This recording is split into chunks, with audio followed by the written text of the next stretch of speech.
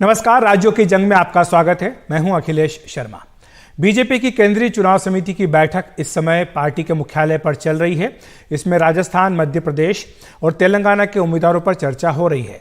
राजस्थान विधानसभा चुनाव के लिए उम्मीदवारों की दूसरी सूची जल्दी ही आ सकती है। इससे पहले राजस्थान बीजेपी कोर ग्रुप की 2 बार बैठकें हुई, जिसमें वसुंधरा राजे समेत राज्य के तमाम बड़े नेता शामिल हुए। कोर ग्रुप की बैठकों में उम्मीदवारों के चयन से लेकर चुनावी रणनीति पर विस्तार से चर्चा हुई है। बीजेपी राजस्थान की 200 में से 41 सीटों पर अपने उम्मीदवार घोषित कर चुकी है। इनमें पार्टी ने 7 सांसदों को टिकट दिया है। अब ऐसी खबरें आ रही हैं कि दूसरी सूची में पार्टी ने 3 अन्य सांसदों को भी टिकट देने की संभावना है।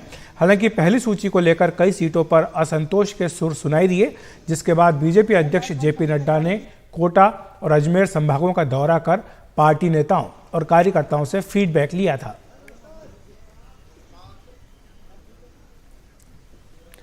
और हमारे सहयोगी रवीश रंजन शुक्ला इस खबर पर चर्चा करने के लिए हमारे साथ जुड़ रहे हैं। रवीश, ये कहा जा रहा है कि जो दूसरी सूची राजस्थान की आ रही है, इसमें कुछ अन्य सांसदों को भी बीजेपी उतार सकती है, कुछ केंद्रीय मंत्रियों को भी टिकट दिया जा सकता है। कब तक आने की संभावना है और क्या क्या मुद्दे हैं जो ध्यान रखेगी बीजेपी, क्योंकि जो पहली सूची आई थी 41 उम्मीदवारों की, उसे लेकर कई जगह पर राजस्थान में पार्टी को विरोध का सामना करना पड़ा है। जी बिल्कुल, क्योंकि सीईसी की बैठक से पहले कोर ग्रुप की जो बैठक बीजेपी की हुई है, उसमें ये देखा गया है कि लगातार अर्जुन राम मेघवाल जो सांसद हैं, गजेंद्र सिंह शेखावत और जो कैलाश चौधरी हैं, वो लगातार इन कोर ग्रुप की बैठक में आते रहे हैं। तो इसके वजह से कयासों का बाजार गर्म है कि कहीं ऐसा तो नहीं कि शीर्ष कमान बीजेपी का ये सोच रहा हो कि गजेंद्र सिंह शेखावत को सरदारपुरा सीट से अशोक गहलोत के खिलाफ लड़ाया जाए। क्योंकि एक बार पहले भी जो मेरी मुलाकात हुई थी गजेंद्र सिंह शेखावत से, उनका ये कहना था कि अगर पार्टी उनको लड़ाती है चुनाव तो वो लड़ने के लिए तैयार हैं, क्योंकि लोकसभा चुनाव एक तरीके से वो अशोक गहलोत के खिलाफ ही लड़ रहे थे, क्योंकि अशोक गहलोत के बेटे जो है वो लोकसभा के चुनाव में थे। तो ऐसे में सबकी नज़रें इस ओर बनी हुई हैं कि क्या आज सीईसी की बैठक में इस बात पर मुहर लगेगी कि ये जो 3 बड़े नाम हैं राजस्थान के, क्या इनको भी चुनावी मैदान में आलाकमान उतारता है कि नहीं। लेकिन आज की इस बैठक में ये भी है कि जो हमने देखा कि आज सुबह जेपी नड्डा के घर पर भी तकरीबन 4 घंटे तक जो कोर ग्रुप की बैठक चली, उसमें सबसे बड़ा मुद्दा यही था कि अभी तक जो बीजेपी की जो पहली सूची आई है राजस्थान के लिए, जिन जगहों पर सांसदों को चुनाव लड़वाया गया है वहाँ पर देखा गया है कि खासा विरोध भी रहा। और यही वजह रहा कि 3 दिन पहले खुद प्रहलाद जोशी जो है वो जोधपुर गए थे और उन्होंने कार्यकर्ता के घर में बैठक की थी बाकायदा। और ये भी कहा जा रहा है कि कैलाश जो चौधरी हैं, जो कि केंद्रीय मंत्री हैं, उनके नेतृत्व में एक समिति बनाई गई है बाकायदा, जो कि राजस्थान में जो भी नाराज कार्यकर्ता हैं, जो नाराज पदाधिकारी हैं, उनसे मिलें, उनकी नाराजगी को किसी भी तरीके से दूर करें। क्योंकि आप भी अखिलेश जी जानते हैं कि विधानसभा का जो चुनाव होता है वो काफ़ी जीत और हार का जो अंतर होता है वो काफ़ी कम होता है। तो काफ़ी कम मतों से अगर जीत और हार का अंतर होता है, और ऐसे में अगर बीजेपी के नाराज कार्यकर्ता रहेंगे तो वो चुनावों पर असर डाल सकते हैं। तो इसीलिए बीजेपी कोई भी जोखिम मोल नहीं लेना चाहती और उसकी कोशिश यही है कि किसी भी तरीके से नाराज़गी कहीं पर ना दिखे, एकजुट होकर इस पूरे चुनाव को लड़ा जाए। दूसरी बात ये भी है कि वसुंधरा राजे का आखिर क्या भविष्य होगा। क्या वसुंधरा राजे खेमे के जो लोग हैं उनको टिकट मिलता है या नहीं, इस पर भी कहीं ना कहीं एक सवालिया निशान है। आज सीईसी की बैठक के बाद अगर लिस्ट आती है तो उसमें भी देखने वाली बात रहेगी कि उनके खेमे के कितने सारे लोगों को टिकट मिला है। क्योंकि लंबे समय से इस बात की चर्चा की जा रही है कि वसुंधरा जो राजे हैं कहीं ना कहीं नाराज़ हैं, क्योंकि इस बार चेहरा नहीं बनाया गया। नरेंद्र मोदी के चेहरे के आधार पर ये जो विधानसभा चुनाव है वो लड़ा जा रहा है। तो 3-4 ऐसे मुद्दे होंगे जिन पर जो है देखना होगा। वसुंधरा राजे रही हैं और साथ ही जो मंच पर मौजूदगी है वो भी उनकी हमेशा दिखाई दी है, वो चाहे पीएम नरेंद्र मोदी के साथ जनसभाओं में हो, चाहे गृहमंत्री अमित शाह के साथ। तो बहरहाल शुक्रिया आपका रवीश रंजन इस तमाम जानकारी के लिए। आप नजर रखिए चुनाव समिति की बैठक पर, हम आपके पास आगे भी आते रहेंगे। उधर कांग्रेस ने देर रात मध्य प्रदेश में अपने उम्मीदवारों की दूसरी सूची जारी कर दी है। 85 और सीटों पर उम्मीदवार घोषित किए गए हैं। पहले घोषित 3 सीटों पर उम्मीदवार बदल दिए गए। दतिया में अवधेश नायक की जगह अब राजेंद्र भारती को टिकट दिया गया है। पिछाड़ की बात करें तो वहां पर शैलेंद्र सिंह की जगह अरविंद लोई को टिकट दिया गया। गोटे गांव में शेखर चौधरी की जगह नर्मदा प्रसाद प्रजापति को उम्मीदवार बनाया गया है। वहीं बीजेपी से कांग्रेस में आए कई नेताओं को भी पार्टी ने टिकट से पुरस्कृत किया है। सिमरिया से अभय मिश्रा को, होशंगाबाद से गिरिजा शंकर शर्मा को, खातेगांव से दीपक जोशी को, दिमनी से केंद्रीय मंत्री नरेंद्र सिंह तोमर के खिलाफ रविंद्र तोमर को मैदान में उतारा गया है। वहीं ग्वालियर से सुनील शर्मा, मुरैना से दिनेश गुर्जर, भोपाल उत्तर से आतिफ अकील, भोपाल दक्षिण पश्चिम से पीसी शर्मा, भिंड से चौधरी राकेश चतुर्वेदी, रीवा से राजेंद्र शर्मा, गुना से पंकज कनेरिया, सीधी से ज्ञान सिंह, जबलपुर कैंट से अभिषेक, चौक से चिंटू, ये तमाम उम्मीदवार घोषित किए गए हैं और अब तक 230 में से 229 उम्मीदवार कांग्रेस पार्टी तय कर चुकी है।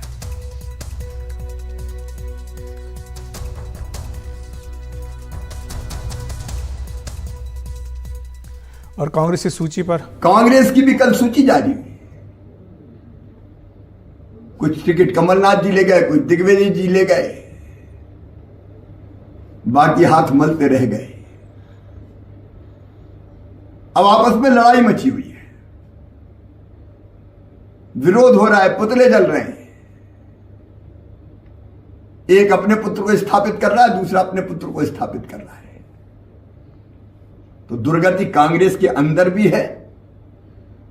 इंडी गठबंधन तो बनने के पहले ही टूट गया, इसका कोई भविष्य है ही नहीं। ये घमंडिया लोग बिखर गए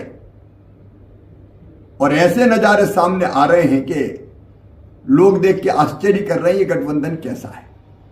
कांग्रेस की लिस्ट केवल और केवल जो कांग्रेस का मूल चरित्र है अपराधीकरण का, इस लिस्ट में 140 लोग ऐसे हैं जो अपराधों की श्रेणी में जिनके ऊपर पंजीबद्ध हैं, रिकॉर्डेड आदतन अपराधी जिनके ऊपर इनाम जारी है, ऐसे लोगों को प्रत्याशी बनाया है।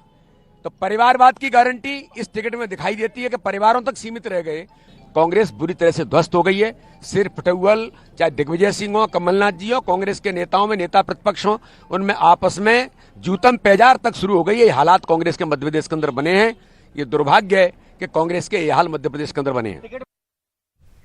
और मध्य प्रदेश में कांग्रेस के साथ सीटों का तालमेल न होने पर समाजवादी पार्टी के अध्यक्ष अखिलेश यादव ने कांग्रेस पर विश्वासघात का आरोप लगाया है। इस बारे में आज छिंदवाड़ा में जब पत्रकारों ने कमलनाथ से पूछा तो उन्होंने कहा, अरे भाई छोड़ो अखिलेश वखिलेश। बढ़िया माहौल है, सब जगह लोग फोन करके कह रहे हैं बहुत उठ रहा है और जितनी संख्या से हम सोचते थे हम जीतेंगे, अब हम उससे ज्यादा जीतेंगे। सर अखिलेश यादव ने आरोप लगाया कि कांग्रेस ने धोखाधड़ी की है। अरे भाई छोड़ो अखिलेश। ये सवाल ये है, क्रेडिबिलिटी का है कि अगर कांग्रेस इसी तरह का व्यवहार करेगी तो कौन उनके साथ खड़ा होगा। इसलिए मैं कोई राय सुझाव नहीं दे रहा हूं कांग्रेस पार्टी को, लेकिन देश के सामने बड़ी चुनौती है। बीजेपी बड़ी पार्टी है, बीजेपी बहुत ऑर्गेनाइज्ड दल है, इसलिए उसके मुकाबले के लिए कोई भी कंफ्यूजन किसी दल के अंदर नहीं होना चाहिए। अगर कंफ्यूजन के साथ आप चुनाव लड़ोगे बीजेपी से तो आप कामयाब नहीं होगे। वहीं मध्य प्रदेश के मुख्यमंत्री शिवराज सिंह चौहान ने आज विदिशा के लटेरी विधानसभा क्षेत्र में रैली कर विरोधियों पर निशाना साधा। उन्होंने कहा कि जैसे बाढ़ का पानी आने पर सारे जीव जंतु एक ही पेड़ पर चढ़ जाते हैं, वैसे ही विरोधी दलों ने मिलकर इंडी गठबंधन बना लिया, लेकिन इनका गठबंधन बनने से पहले ही टूट गया। शिवराज ने कहा कि समाजवादी पार्टी के अखिलेश यादव कह रहे हैं कि कांग्रेस ने धोखा दिया, रात भर बिठाया, लेकिन हमें सीट नहीं दी, हम अलग चुनाव लड़ेंगे। ये जितने विरोधी दल वाले थे इन्हें गठबंधन बना लिया, इंडी गठबंधन, और सब इकट्ठे हो गए कि मोदी को हराओ, भाजपा को हराओ, लेकिन इनका गठबंधन बनने के पहले ही टूट गया। उन्होंने कहा कि हम रैली करेंगे, मध्य प्रदेश में कमलनाथ ने कहा यही मत आना, हमारे यहां गड़बड़ हो जाएगा। अभी सपा के अखिलेश यादव कह रहे थे कि कांग्रेसियों ने धोखा दिया, रात भर बिठाया, साल भर बात की और हमें सीटें नहीं दी, हम तो अलग लड़ेंगे। वहीं कांग्रेस की महासचिव प्रियंका गांधी वाड्रा आज राजस्थान के दौसा में थी। वहां पर जन जागरण यात्रा के समापन पर उन्होंने एक रैली को संबोधित किया और बीजेपी पर जमकर हमला बोला। उन्होंने कहा कि बीजेपी पूरी तरह बिखरी हुई है, जबकि यहां कांग्रेस पार्टी पूरी एकजुट होकर मंच पर बैठी है। उन्होंने लोगों से राजस्थान का रिवाज बदलने की मांग की। दरअसल राजस्थान में हर 5 साल पर सत्ता बदलने का रिवाज है। वहीं सभा को संबोधित करते हुए मुख्यमंत्री अशोक गहलोत ने प्रधानमंत्री मोदी से एक बार फिर पूरे देश में राइट टू सोशल सिक्योरिटी लागू करने की मांग की। प्रदेश कांग्रेस के अध्यक्ष गोविंद जी, आपको अच्छी तरह से समझना पड़ेगा कि ये जो दो तरह की राजनीति है जो आज देश में चल रही हैं, इनमें से आपको कौन सी चुननी है। आपको एक ऐसी राजनीति चुननी है जो सिर्फ आपकी जज्बातों की बात करती है चुनाव के समय, लेकिन आपके काम की बात नहीं कर रही है, या आपको एक ऐसी राजनीति चुननी है जो सुबह से शाम तक आपकी काम की बात करे, जो आपके जीवन की मुश्किलों को दूर करने की बात करे। हम मांग करते प्रधानमंत्री से पूरे मुल्क के अंदर आप राइट टू सोशल सिक्योरिटी लागू करो। सब परिवार का भरण पोषण की जिम्मेदारी सरकार की होती है, जो जरूरत होती है उसको। दुनिया के मुल्कों में है, आप विश्व गुरु बनने की बातें करते हो, अरे कुपोषण बच्चे, महिला प्रसव करती मर जाती है, खाने को मिलता नहीं है, भूखमरी है, और आप विश्व गुरु की बातें कर रहे हो। वो तब होगा तब आप देश के लोगों को, हर परिवार को सोशल सिक्योरिटी दोगे। मेरी उनसे मांग है।